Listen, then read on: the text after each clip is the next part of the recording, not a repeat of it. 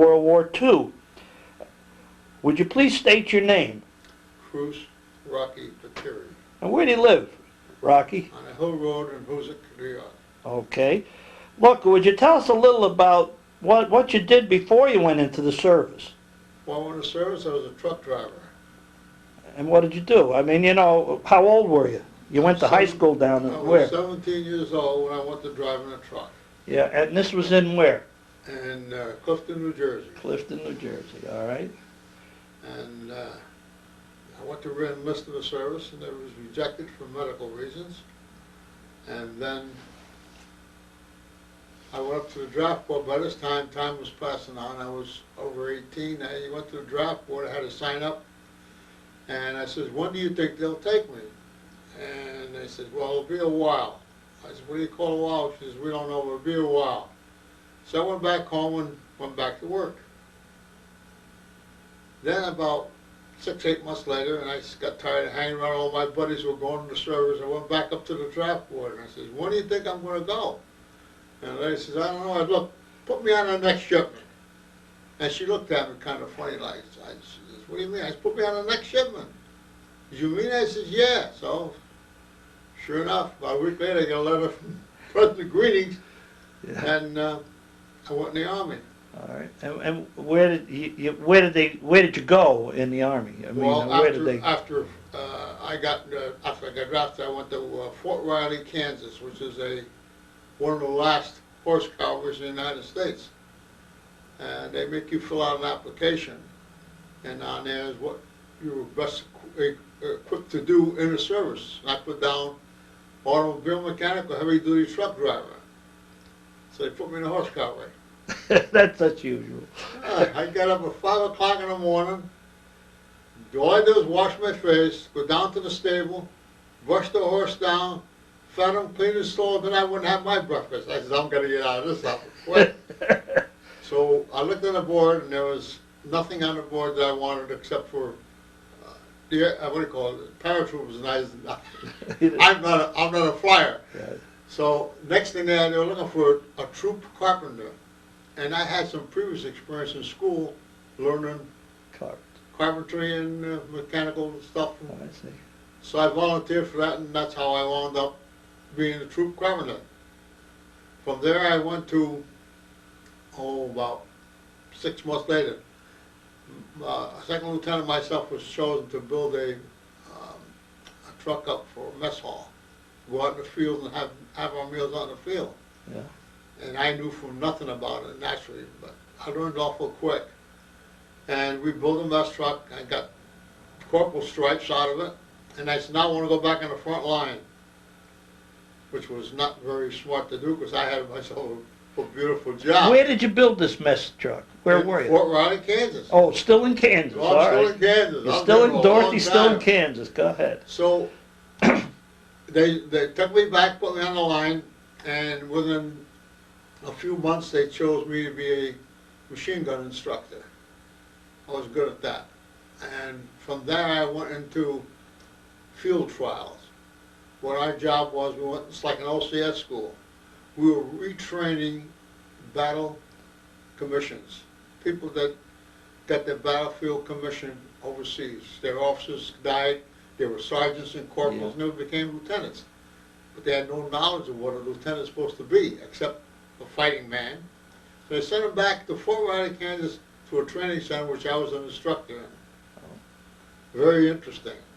I had a captain and lieutenant one time, and we were going on this field trial.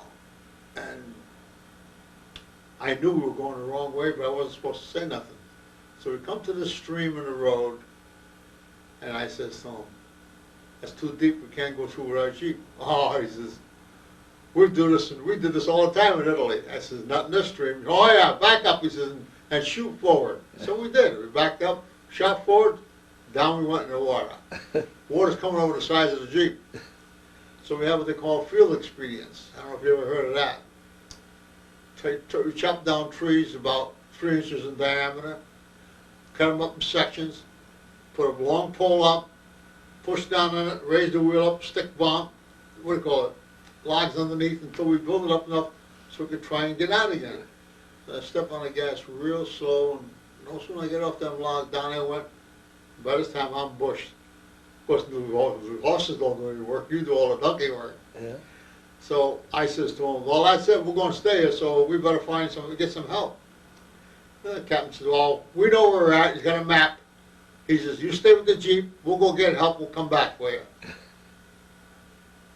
All I had was one chocolate bar. Well, it started to get dusk, dark. I said, well, those suckers ain't gonna come tonight no more. So we drank some water coming out of the side of this mountain waterfall, and I ate half of that chocolate bar. I didn't know how long we were gonna be there. So the next day, about 4:30, 5 o'clock in the morning, I hear this tremendous bang, boom, kaboom. I'm in the middle of an artillery range. Oh, God. Didn't know it. So I'm listening to where the shots were coming from, and I start walking up the mountain. I get up to took me about 2 hours to get up there. The guy says, where you come from? I said, I'm down in that valley down there. Oh, I said, you guys are shooting over my head. I said, can you get your 6x down there and winch me out? And he says, yeah. So he got us down there, got down there, we winched my Jeep out. I get back here, I found out the whole squadron was out looking for me about 20 miles on the other side of the mountain. That's how well they read that map. Yeah, they didn't know where you were. Yeah, so I was really lost, because once I went off the beach. And this all happened in Fort Riley. Oh, yeah. You're not even in the overseas, you're at Fort Riley. Yeah. So we went back to the outfit, and then we got transferred to Arkansas. Yeah, we went to Arkansas, and we joined the 16th Armored Division. Or is that Fort Smith? Or? Well, that doesn't make any difference. Trying to think of the name of the fort, but anyhow. Yeah. And we were in a reconnaissance outfit, so we were going on maneuvers before we go overseas. We went on maneuvers, we were there about 6 months, and we were off to Camp Shanks we were at, and we went overseas. We landed in LaHarve, France. Went to the tail end of the Battle of the Bulge. Fortunately, I didn't hit the full brunt of it. We got the tail end of that, and we're going across France into Germany. And in the process of going through Germany, we got pretty far ahead of our column. So we told them to stop and wait 24 hours and they'll catch up with us. Because reconnaissance's job is to make contact with the enemy, move back and let the infantry go ahead and wipe them out. That was our job. So finally they got our orders to move out again, and we took off, and we went, and the last place we wound up was in Pilsen, Czechoslovakia. We had just taken the town of Pilsen. We got orders we went too far. They were in the Russian zone. And that's a no-no. We're not supposed to be in the Russian zone. So we moved back into Germany, and the next morning we fell out for a reveille, and the captain says, we need 2 Jeeps and 6 volunteers. My second lieutenant raises his hand and says, my platoon will take it. Captain says, okay. He says, Patire, and he named this other guy, Dunkelberger. He says, you 2 guys, get your Jeeps checked out. We're going on a trip. Where? Can't tell you. The following morning we take off and go to the airport. We pick up a German general. And that's when they told us we were going to Prague, which is 100 miles away from where we were. We had to get there within 24 hours because the remnants of a German division had women and children tied in front of their trucks and tanks, and if they don't let them back into Germany, they're going to run them over. So we take off. We put white flags on 2 Jeeps, and off we went. We get to Prague. The German general talks them into letting the civilians go, and we're on the way back. Now, we have the armored car up front, which was with the German general, and the other Jeep, and I was bringing up the rear. I get a flat tire. So we all had radios. I pick up the radio and I called the captain. I said, look, I got a flat tire. He said, well, we're not supposed to be here.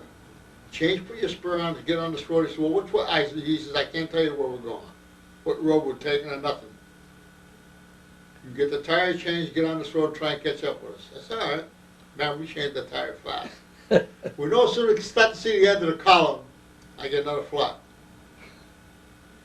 Well, I know my goose is cooked then, because there's no way they're going to come back and get me, because they're supposed to keep going and not stop, because they don't want to be seen by the Russians. So I took one of the wheels, went down to the farmer, got a patched the tire up, went back, put it on the Jeep, and we're going down the road. Evidently, a little while later, we made a wrong turn. I come around this one curve, and all heck was machine gun fire all above our heads, which was good.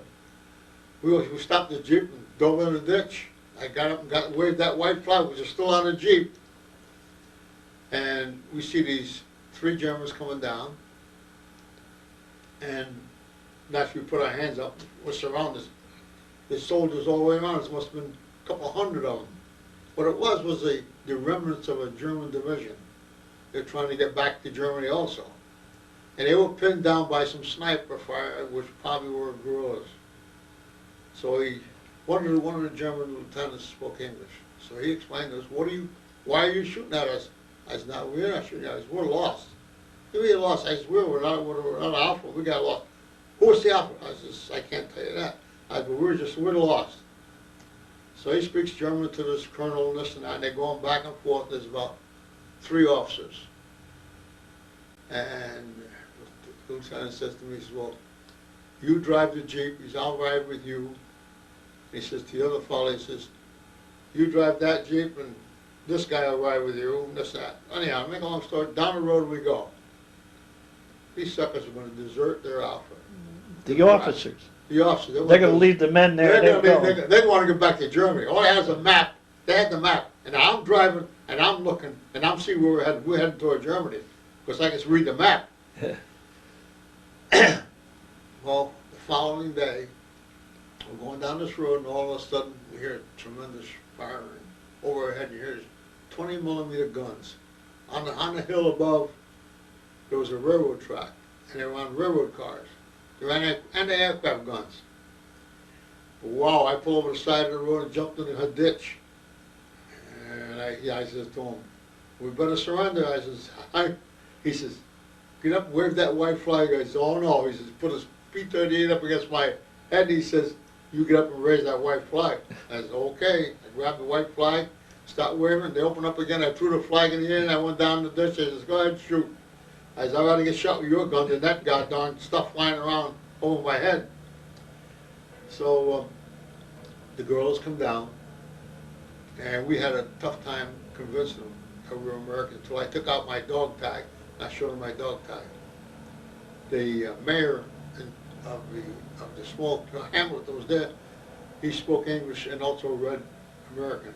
So he read the information off of my dog tags, and they were convinced we were Americans, and they were the Germans. The Germans trying to convince them that they were our prisoners. It wasn't the other way around. So they fed us, and they made us take a shower, and we were having a grand old time, getting ready to go back home, you know. And the Russian guerrilla, he was a captain in the Russian army. So he says to, what do you want to do with your prisoners? I said, ain't my prisoners, they're your prisoners. So I walked away, and I left them there, and I was eating. So he says, okay, so we'll take care of it. They went out, and he lined them all up, and there goes a machine gun. Kill all the Germans. Russians had no pity on nobody. They were bloodthirsty. They were terrible. Anyhow, to make a long story short, they said, we want to get back to our outfit. So they gave us a letter, typed up in English and in Polish, or Russian rather, for us to get back. Because the Russians had already moved into that area which we just come out of. And the letter states who we were and how we got to where we were, and we went. We needed gasoline to get back. So we stopped in one town. There was some Russian colonel there, and he gave us gas and food, and we took off.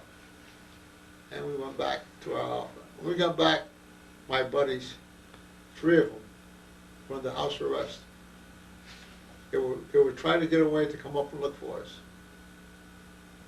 That was really something. I was really surprised. They were worried about you. They want to come and get you. Yeah. And You left out something out of the story that I read. I read your secrets, the government story on this, the flag that was made. Oh, well, the mayor's son talked to him in Czechoslovakia, and the son said to me, he says, we got some women that will make a flag if you tell them how to make it. I said, okay, so I drew them a picture of how to make it and this and that. And they made it. They made it in record time. And we put it on the Jeep and hung it in front, took the white flag down, and away we went. And that's how we got back on out. Yeah, and that flag you still have, and we've got it displayed in the museum now. Right, that's the same flag. I see. That's quite an interesting flag. It lasted a long time. Yeah, I guess so. Yeah, that was in 1945. Yeah, so when did this incident happen? It was in just before the war ended, wasn't it? Well, I got captured the day the war ended, because I never knew the war was over. I see. We didn't know the war was over. No, We it's found when out you when get- we got back. When you got captured and ended up in the city in Austria, Right. in Czechoslovakia, Mm-hmm. the war was over. Actually, nobody knew it, huh? Yeah, nobody knew it. The Germans knew it. I see. We found out later on that the Germans knew it, because they were talking about it. But we never found out until we got back to my outfit. I see. All right, so you're back now. What happened after that? After Well, you then got we had back? to go before the journal and tell them the story of how we got captured and all this, and the mission and all that. And that was the end of that. I see. And then that's where that secret thing that you gave me a copy of was when you told the story to the interrogators from the United States. What happened? They told us we couldn't tell nobody anything. I see. In fact, he said, there'll be a write-up in the paper, but it won't say much, they'll just say you were captured and you were free. They're not gonna tell me you weren't in Czechoslovakia because we weren't allowed to be there. I see. We didn't want to try, they didn't want to start any trouble with the Russians, because they never told the Russians we were there. I see. We had no business being there. Okay, so what happened after that? Did you get out? Got shipped home? What happened after the After that, incident? I- The war was over. War was over, then he broke up my outfit, and I wound up in the Graves registration. Became a special investigator for the Nuremberg Trials. Oh, really? That's Our great. job was to go from town to town, get the mayor, tell him who we were, because we wanted to know if there were any dead American or Allied soldiers in that community. If there were, then we took over the town. We took up the mayor's office, and we started going around interrogating people. We want to know if they died in normal combat, or if were they they were murdered? Yeah. or if they were murdered. And it's amazing how many of them were killed. It's mostly airmen. They pitchforked them to death. We could get them to give us information about their own kin for nothing but a pack of cigarettes. A pack of cigarettes was gold in Germany after the war ended. Unbelievable. And how long did you do this registration that you did? You know, this looking into war. 8 months. 8 months. 8 months, then I went home. All right. And what? This is 1946, 45. 40. Yeah, well, because the war ended in in Europe, ended in 45. Yeah. And then you stayed 8 more months doing Yeah. this. Just till, in fact, I came home, I think it was in February. Yeah, February of 46. Of 46. All right, you came home, and what happened? You got discharged? Yeah, Where'd you get discharged? yeah, I got discharged. And then what you do? Well, I had no trade, as you know, but I still had no trade. I went to school to the GI Bill on automotive mechanics, and I went to work in a gas station to learn the trade. After a year of that, I went to work for a Chevrolet dealer. And that's when I really started to get interested in the automobile business. Because I figured anybody that would drive a Chevrolet, is going to be a working man. There'll always be a working man that needs a car and he'll need service. So I figured I could have a good job somewhere. And I learned it. All I learned there was, at school was theory. I didn't know nothing mechanically by hand. You had to work in somewhere else to get the practical experience. Yeah. And I worked myself up to assistant service manager. That was in 1950. I see. And where was this in New Jersey? In Clifton, New Jersey. Clifton, still Clifton, I Yeah. see. And my boss passed away. He was a heck of a nice guy, and his brother took over the business, and he was completely opposite. Couldn't take him. So I went to work for another Chevrolet dealer. I left him, went to work for another dealer as a service manager. And I worked there for 15 and a half years before I came to Hoosick Falls. How'd you hear about Hoosick Falls? Well, that's that's another long story. My new boss was from Hungary. He was always complaining that I was making too much money. See, I was on a commission basis. So he called me, never had the bookkeeper give me my paycheck. He had to call me in his office to give me my bonus check at the end of the month. He had tears in his eyes when he gave it to me. And every bonus check I got, get to my she stuck in the bank. Every one. We lived on my pay. And I said to my wife one day, I says, one of these days he's going to find he can hire 2 people for what it's cost him to hire me, have me on his payroll. She says, what do you want to do? I said, I don't know, look around, see if I can find some kind of business to get into. I wanted to open up a body shop because I was a body man and a mechanic both. And this body shop is a lot cleaner and a lot more money in body work there as a mechanic. And I looked around for a few months and I found one body shop that was halfway decent. And a man wanted $40,000 for it. That's just for the body shop. Wasn't much land with it, so you couldn't store many vehicles on it as you're working. Only could store maybe 2 or 3 cars at a time, and that was it. I asked him, that's a lot of money. I ain't gonna go for that. I'm gonna look for a Chevrolet dealership. She looked at me and said, where are you gonna get that kind of money? Well, anyhow, I called my friend who went to work for Chevrolet Motor Division. There was a time there when he was a service manager in one dealership. I was service manager in my dealership. And we both offered a job to go to work for General Motors. He took it, I turned it down. I turned it down because they wanted me to cover 7 states, heavy-duty trucks. And I couldn't see even my wife and 2 small kids 4 days a week. Leave on a Monday, come back on a Friday. I says, no, I turned it down. But he took it. And I called him, I says, I'm looking for a small dealership somewhere. Upstate New York, Pennsylvania, out in the country. I says, nothing big, I can't afford anything big. He says, funny you should ask. He says, 3 available. And he named the 3 places. One was out of my reach financially, and the other one I had to go see. So I went to look at that one, and it was nothing but a 2-car garage with gas pumps out front. He wanted $40,000. I looked at him and I says, what's the $40,000 for? What's for the Chevrolet franchise? I said, no. I says, you don't sell this Chevrolet franchise. What do you mean? I says, either they give it to you or you can't have it. You can't buy a franchise. He says, oh yeah. I said, no. I said, all I'm buying is this 2-car garage and those gas pumps. I said, what do you want for it? He said, no. I said, I want $40,000. I said, okay, and I went away. And the other place was Hoosick Falls. Strange. I look at a map and I found it. I said to my wife, I'm going tomorrow morning, it's Saturday morning. I get up at 5 o'clock in the morning, had my breakfast, got in the car and started driving. It rained, cats and dogs all the way. There were times I couldn't do more than 40 miles an hour because the rain was so hard. It turned out it was a blessing. Because when I got up to Hoosick Falls, I pulled in front of the building, I looked at it, went around the back and looked at the service department, looked inside, and I said to myself, this is it if I can swing it.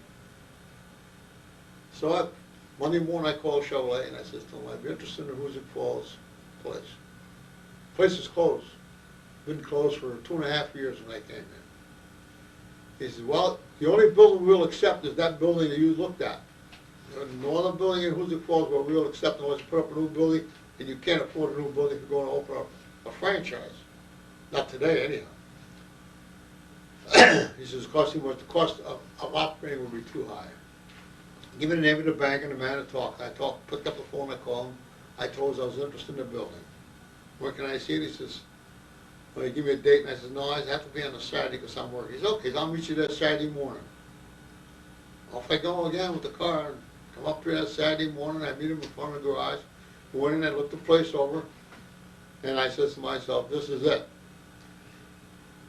It had one single post lift and an old compressor, which was good because that would be another expense if not. Sure.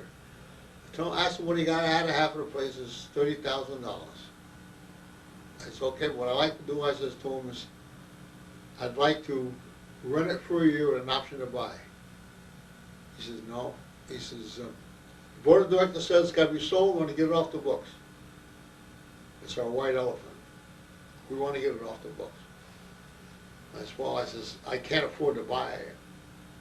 I said, if I buy it, I won't be able to buy a house, and I won't have any working capital. I got to have $30,000 in the bank with no strings attached to it.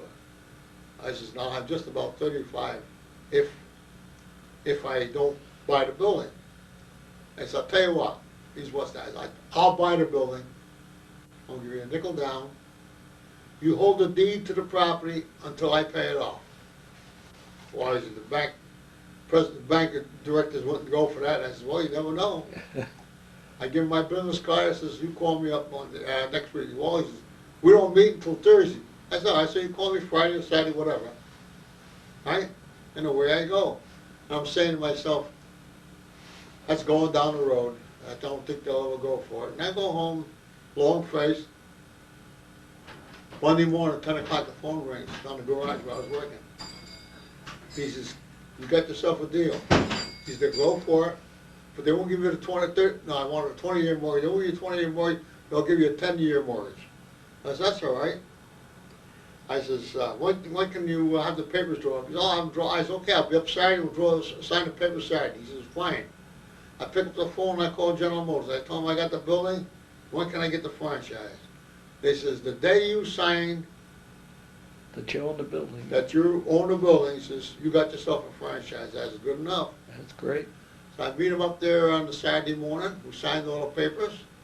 I went back home, and I called him Monday. I told him I had the deed, this and that. And he says, well, he says, we had a phone call from your bank saying that you got $30,000 in the bank with no strings attached.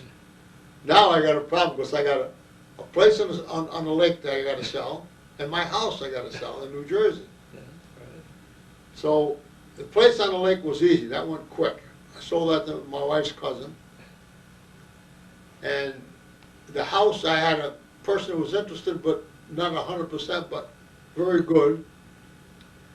So I come to Hoosick Falls with the money I had so far, and I put it in the bank, and I says to Harry Hubbard, I told him the whole story, and he says, well, we can arrange that. I said, how? He said, well, we'll put $30,000 in your account, but you can't draw it out.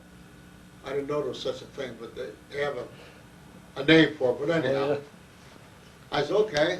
I says, call Chevrolet, here's the phone number, you talk to Mr. So-and-so, I says, and tell him that it's all set.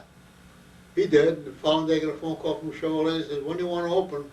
I said, well, I want to give him at least a month's notice to get someone to take my place. He says, that's fine. So I went in and I talked to my boss, I told him that I was leaving, and I was going to start an agency. He says, you're what? I started with Chevrolet. He says, where? I said, Hoosick Falls, New York. Well, you could see a sigh of relief because he didn't want, He didn't want you. he didn't want the competition. Right. So that's how I came to Hoosick Falls. And what year was that? 1969.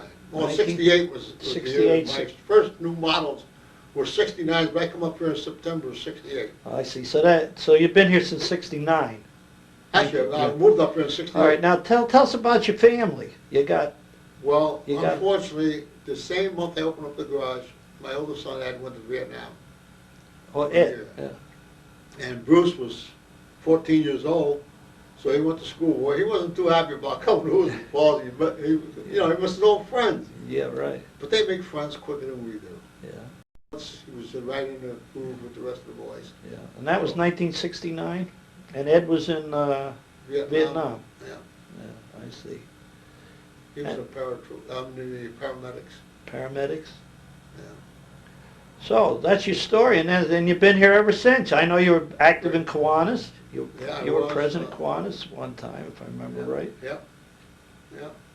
And now Bruce and Ed run the show. I turned it over to them in 1985. So they run the business, and Yep. Patire Chevrolet has been here for 35 years. 35 years already. What a It's a time long flies. time. Yeah. Yeah, It was a good move.